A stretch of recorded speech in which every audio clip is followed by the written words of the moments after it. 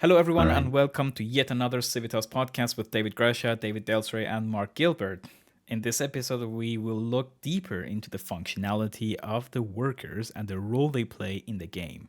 So, without further ado, let's jump in. Hello, guys, and welcome. Hi. Hey, Raj. Happy to be here again. I'm super happy to. This is actually one of the uh, most interesting episodes that I'm really about to record. So, this is going to be so fun. Mhm. So, yeah, you know why? Because usually when games launch, everyone is wowed by the main character and main events that happen and make noise, but rarely does anyone pay close attention to other details that help the main characters achieve what they are meant to achieve, right? So Mhm. here we are with the workers, which actually leads to my first and obvious question: what are the workers and what role do they play? Well, basically, the workers they will be kind of the main character in the game, in the sense of they will be the ones making everything function. Obviously, they will not be as powerful as the chosen, and the chosen will be essential to make anything work. In the sense of they will produce many effects that are positives. But really, if you don't have any worker on the land, you will not produce much because, well, all your factories will not be working, all your resource camp will not be gathering.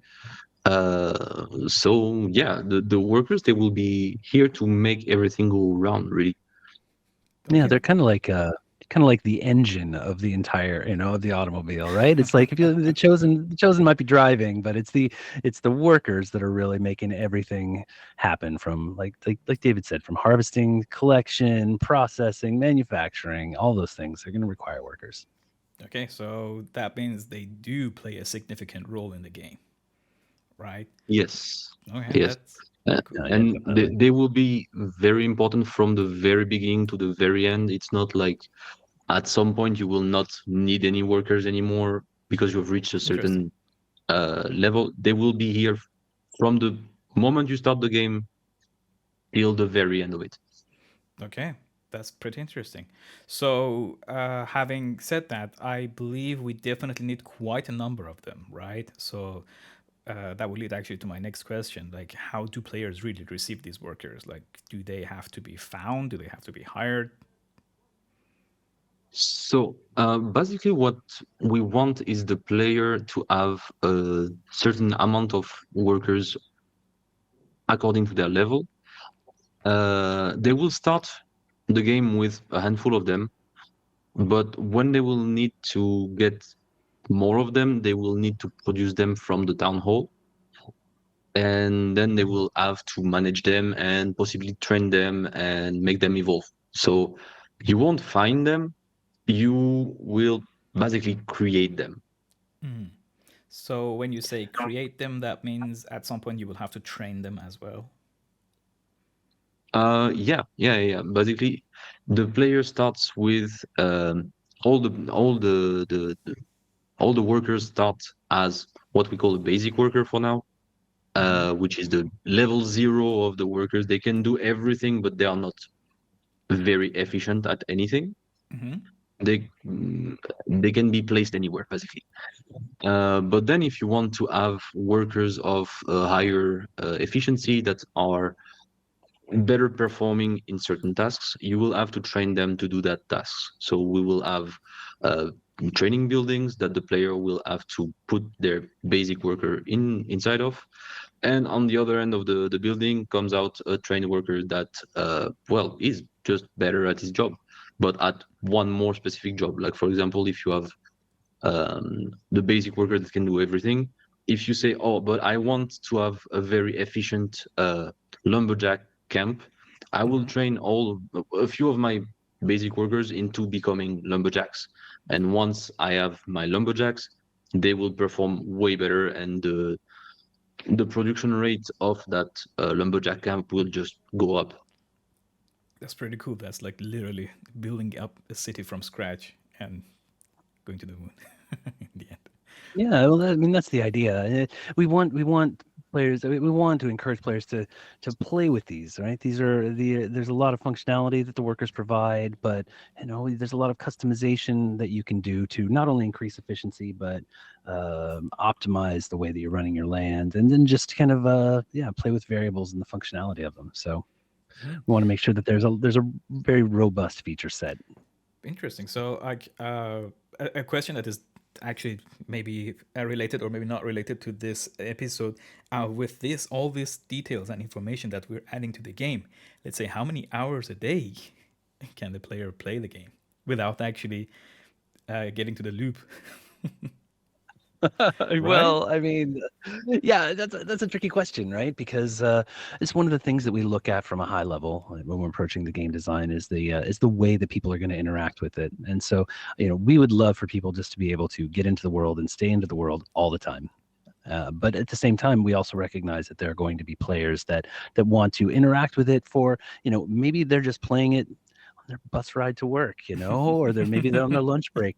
But these are important things to consider, and so we want to make sure that we're accommodating different player profiles. And so the amount of time that we expect people to be able to interact with it is definitely going to be factored into that.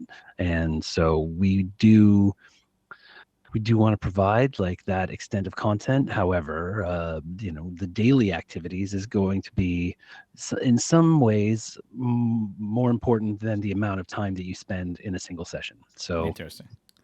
yeah, Okay. there will be a point at which you may be like, okay, that's enough for today. I'm going to come back tomorrow. I'm going to see how things have developed, and then I'm going to make some other moves. But at the same time, we want to provide a lot of opportunity and interactivity to keep people, keep people involved and into the game world within Okay. a single session. So that means that if as a player I'm playing the game and somehow I want to stop playing the game, that means in the back end the workers will be working even though I'm not really logged into the game. So yeah, we have this idea of having catch-up mechanic Hmm. that for a certain amount of time after your disconnection, your town will be continuing to produce as normal, and then when you connect back later on, basically the game will simulate an activity well, the amount of activity that would have happened during your disconnection. Maybe Mark, you can tell a bit more about it because I think you're Yeah, I working on mean, that. you summarized it really well there. So what we're not doing is catching up everything because what we want to make sure is that while you can play a lot, we don't want this to be a thing where you kind of come on once, just take a couple of boxes and then just leave it, and 24 hours later it's carried on as if you're not there. We Okay. want to make sure that the player has a serious role in running the land on a day-to-day basis as well. So once you do log off, there will be an amount of time that it will simulate for, and once that time is reached, that's it. Anything extra, it's essentially paused. So we don't have an exact answer for how much time it will simulate to at the moment, but it's likely to be a handful of hours at most. Interesting. So if you do want to, kind of get ahead and you do want to make sure your land is doing the best it can, multiple sessions in a day or multiple times is a good thing. So rather than just simply kind of coming on once, ticking the Okay. boxes and then leaving again and letting it do its thing. So there will be a breathing time. So hey, you can stop playing right now, but then you will have to come back if you really want to get your stuff done. Yeah, and we'll be really clear with what that time is. It's not a stealth thing that we're trying to go. It's like, no, this is how long it's going to be. And when you catch up, there'll be a nice summary as well. So it's like, hey, here's what happened when you were offline. You did this. You guys produced this much stuff. You ran out of this material. This sort Okay, of thing. that is interesting. Thanks for sharing that with me. Now, getting back to the worker topic, like, can players actively command the workers and move them around? Like, hey, you worker, go work on that, and or the other one go work on this or something. So the workers will not be.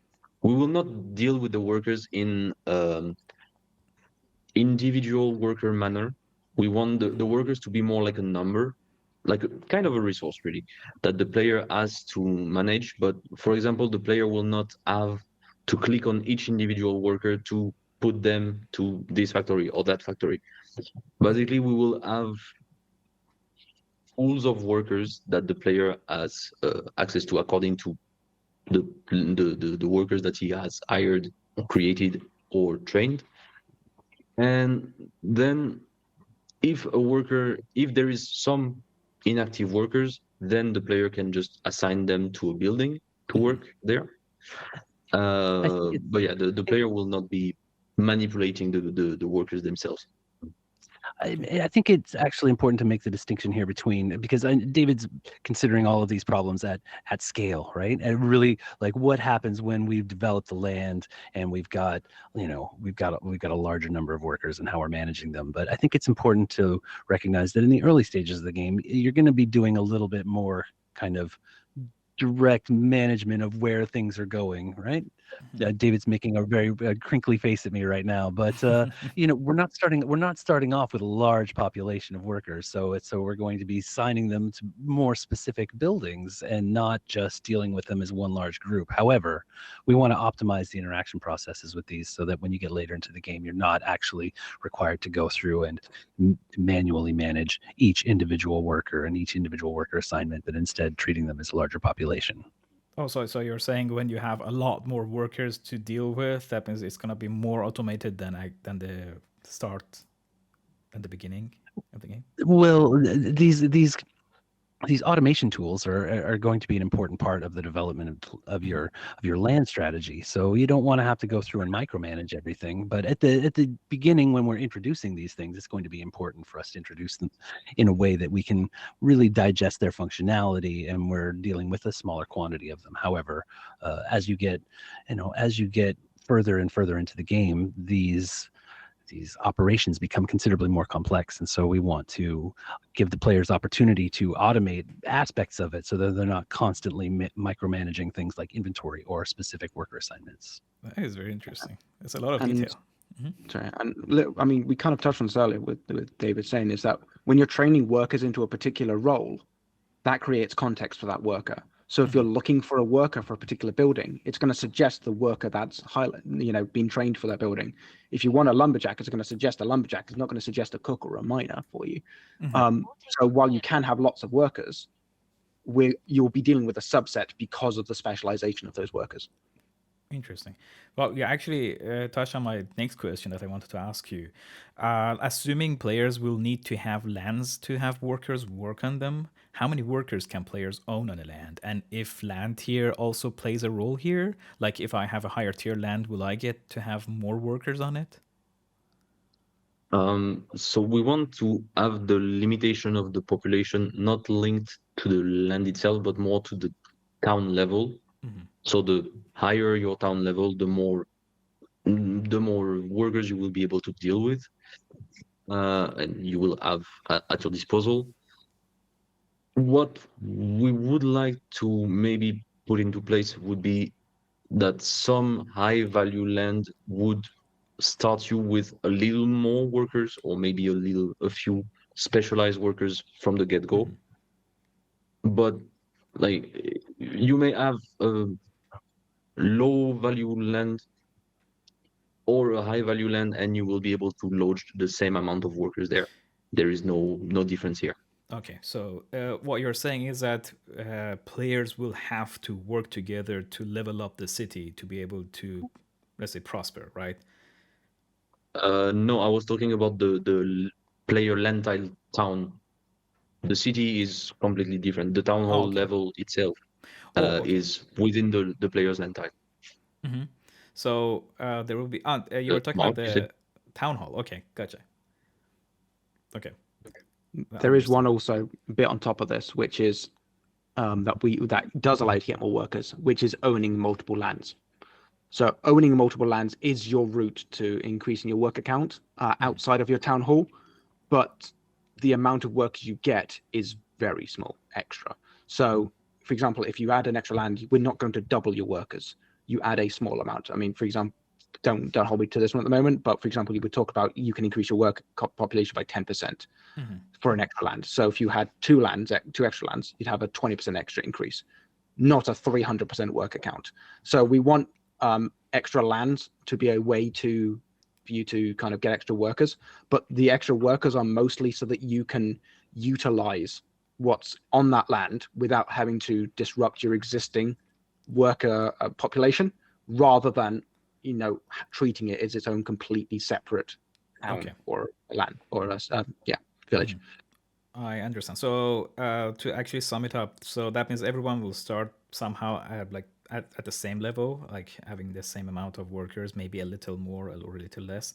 And by the time they upgrade their town hall, the building, then they will get more workers. And if they get like more lands, then they will get like a percentage more workers. Not exactly. The difference that I would point would be that when you level up your town hall, you don't gain workers automatically. You gain the ability to produce more workers. You increase the population cap basically, Okay, gotcha. and then you can hire more workers. Okay, that's pretty cool. Okay, thanks for sharing that with me. That was a lot of details there, just to get more workers. Okay, so I assume what do you call it? Like, since we talked about the housing in the Chosen podcast, I want to ask you: do workers also need housing? Yeah, well, there is a very important part of the management of workers, which is the management of their needs. We want the workers to have basically two main needs, which would be food and housing. Uh, the food relates to how much of your rations they will eat through during the day, and the housing, which kind of house you need to build for them to be happy. Uh, Different specialization level of workers will require different kind of houses. So, for example, if your basic worker is very happy to live in a hut, maybe your top tier engineer will need to have a mansion or something like this.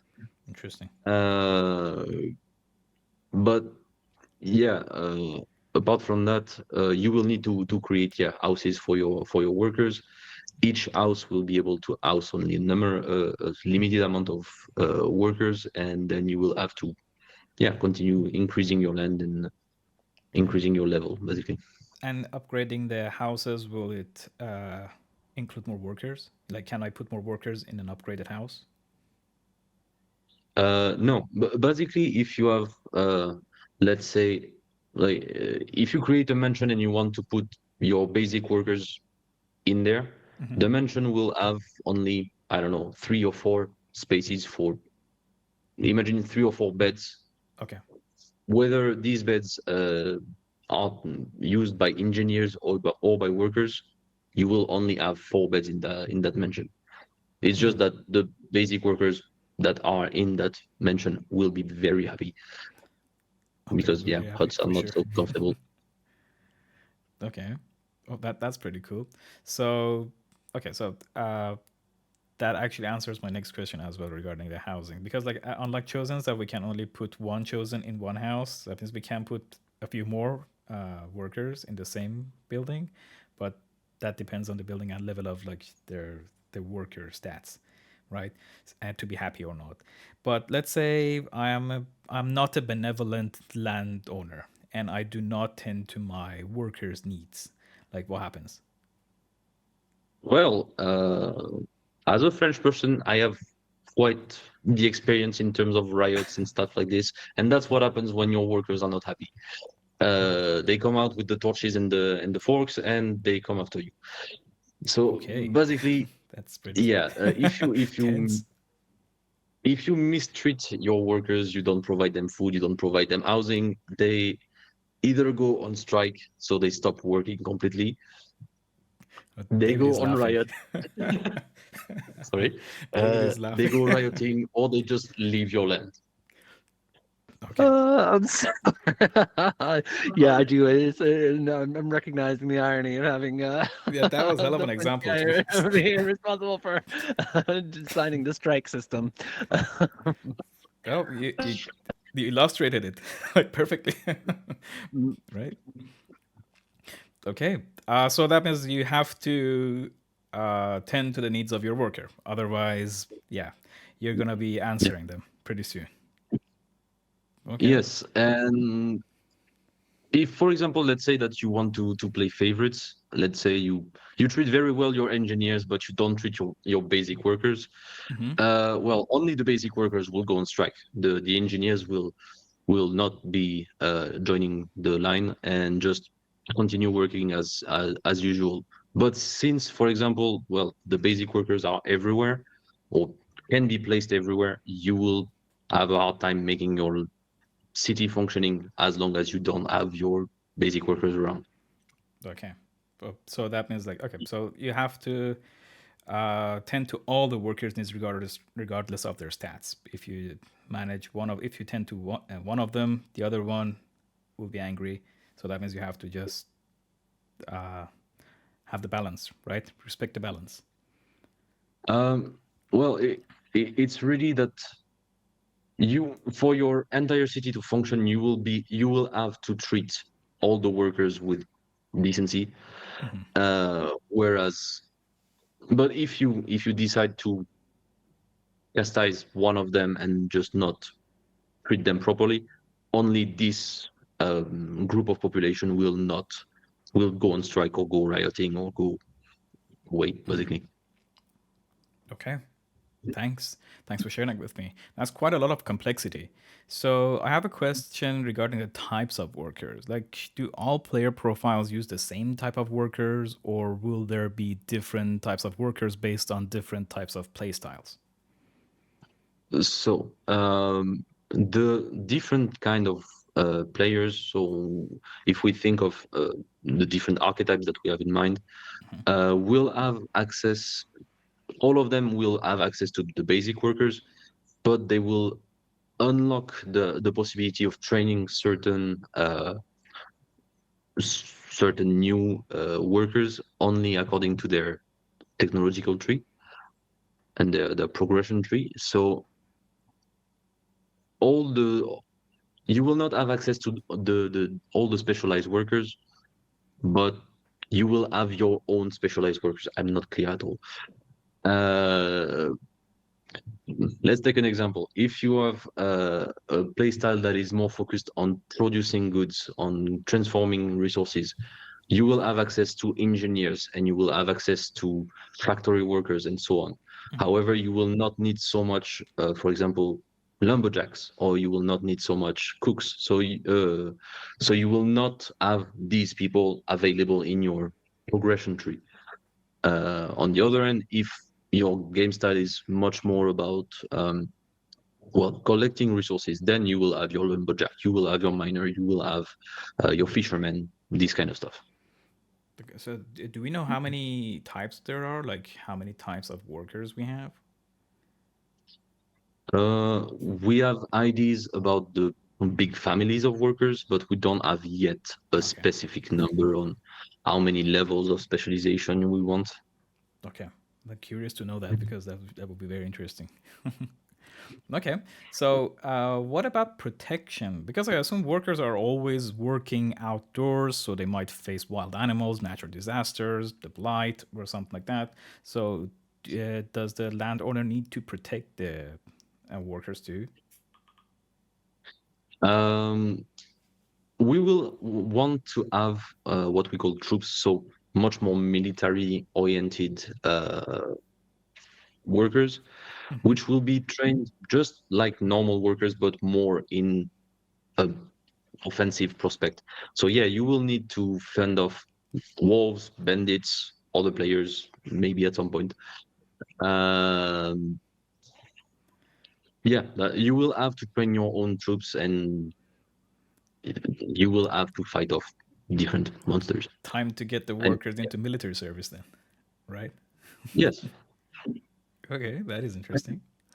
Cool. So protection is also an important part of the game that you have to cover.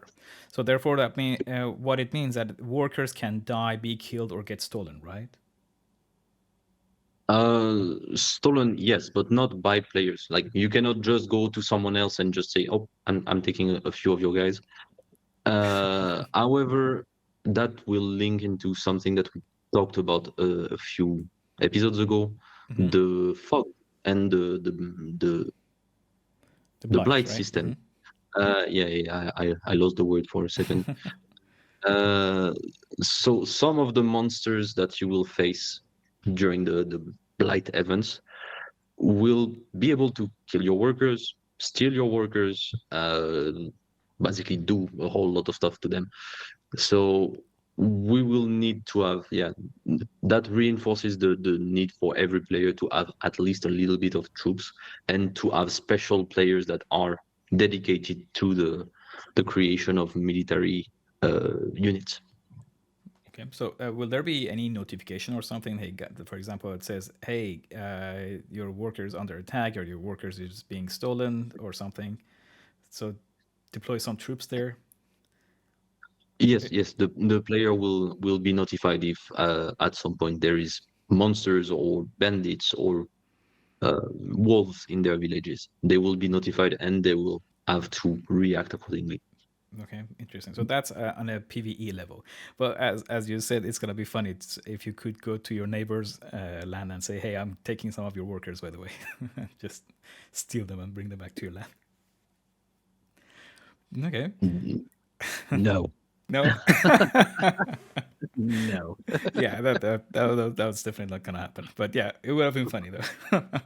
So interesting to see all this being added to the game. Now I want to ask a Web3 related question: Are workers NFTs, or can they be P2P traded in the internal marketplace for goods or city? Should I jump on this one? Yeah, go for it. Go ahead, Mark. Um, so the workers themselves exist within the game and only within the game. And however, that doesn't mean you can't use them for essentially as an earning mechanism. So while you can't sell the workers to others, what you can do is you can rent them to others. So this is done via a system we're going to go into in more detail later. But the short version of it is you can set up an agreement with another person that they will be able to borrow some workers, and it will be based on a certain amount of time. So it could be, for example, hey, David, I want to borrow 5 of your miners, and I want to borrow them for 2 days. And you go, okay, cool, we'll come to an agreement. And during that time, they are then moved over to my land. They work as if they're my land, but as soon as that time is up, they travel back to David's land. Now, during that time, they are my responsibility. So I would still have to look after them like they're my own workers. So if, for example, I don't and they get killed, there'd be a penalty for that, because again, these are still valuable things. So in short, no, you can't sell them. No, they can't be NFTs, but they are a revenue source. And that is one of the major ways how essentially people who have lots of troops have a way of essentially earning within the game, is those troops can be used to defend other players, to fight battles for them. And so, yeah. Now that got interesting. So let's say I'm a military person, a military player. I have a lot of troops, and I can definitely offer my services to other players and say, "Hey guys, I'll protect you for this price." Or if I'm, for example, a producer of a certain good, I would say, "Hey guys, I can produce a lot of stuff. There you go. You can, if you want my workers, you can rent it from me." Something like that. Yeah, exactly. And the troops is the main area where we're expecting players to rent off each other. So it can be things like guard my land. It can be attack this thing for me. It can be guard one of my convoys as it's kind of traveling across the land. And a player can guard multiple people at once. It can be a one-time thing, or it can be a recurring thing as well. So the players will have a lot of options. And I think, however, as Dave was alluding to earlier, wherever we have these kinds of systems where it does happen regularly, we're going to try to look into ways to automate it as well, to make players' lives easier. Interesting. So that's got pretty complex, but very interesting. Thanks for sharing that with me, Mark. So having workers definitely means you have to manage them as well. So I know you already answered, but maybe just a little as a complementary answer. How complex will the worker management system be? So we want to make it as streamlinable for the player as possible. So yeah, we don't want to have the player running after individual workers to assign them to a building. So that's why I was talking about having more of a pool of workers that you spread across the different buildings that you have. Mhm. So the player will be managing numbers really, and Okay. Yeah. and he This is will the have. difference. Yeah, like this is the difference between the approach. Like David's designing the complete worker system, like from end to end, right? Whereas I'm thinking much more about like introducing and onboarding players into these systems. So it's going to be a combination of both. Like at the beginning, you're going to need to understand the minutia of interacting with the worker functionality. So you'll be dealing with them in smaller quantities. But as you proceed through the game, you're going to, you're going to want to expand and develop your workforce so that you can expand and develop the capabilities of your land, whatever kind of play style you're choosing to focus on. And so during that introduction process, like we're going to expose the players to those intricate mechanics in smaller quantities so that they can have an innate understanding of them when they're dealing with their land, several eras down the road when they're dealing with large scales, large quantities, and they can understand how these things work at a small level when they are dealing with more automated systems that allow them to manage them as a pool, which is definitely the goal of the system. And that's not going to happen in a day. So that means this, what you're saying, for people to get a lot of workers and upgrade all of them, that means it's going to take quite a long time, right? Yeah, well, I mean, we want people to be able to for years, right? So yeah, Yeah. So does we that don't mean want to be that doing the same thing every day for years. Yeah. does that mean like the workers will, or let's say the troop will end up fighting with lightsabers in the future? Sure. Lightsabers. Yeah. Who knows? I mean, we have a term that we use in the development team here is future music. And this is definitely future music.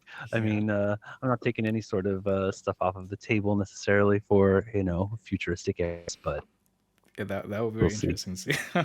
Yeah. Okay, cool.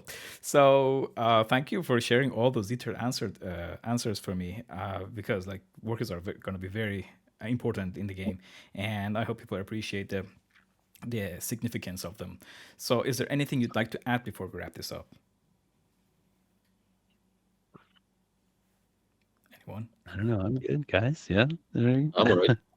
Yeah. I think we've covered quite a lot of the stuff. So. Yeah, cool. Looking forward to Alright. seeing all the workers in the game, different workers. I assume there are going to be a lot of like different types of them when we upgrade the land, upgrade the era. Then they're going to change. The clothing might change and everything. So that's going to be interesting to see, right? They won't be in the Stone Age forever. Oh, good Lord, no. Yeah. No, they definitely won't be in the Stone Age forever. It's such an important consideration, like what the future looks like and how these systems that we are designing for what is this the first era of the game and how they're going to translate to, industrial, computerized, futuristic eras down the road. That's pretty cool. That's pretty cool. So, thank you guys for being here with me today and answering all my questions. But we're looking forward to getting the podcast for workers done. And we thank the community for listening and supporting us. And as always, anything that's said here, it can be subject to change. This sentence sounds like the words when Such and an important soon. Yeah, disclaimer. Yeah. these are like when and soon. Like you just, they are always there until there's not. There won't be any of them. And anyway, we'll definitely update you in case any change happens. And thanks everyone. And until the next podcast, I bid thee farewell. All right. Thanks, everyone. Cheers, Arash, for putting this Bye. together. No All right. worries at all.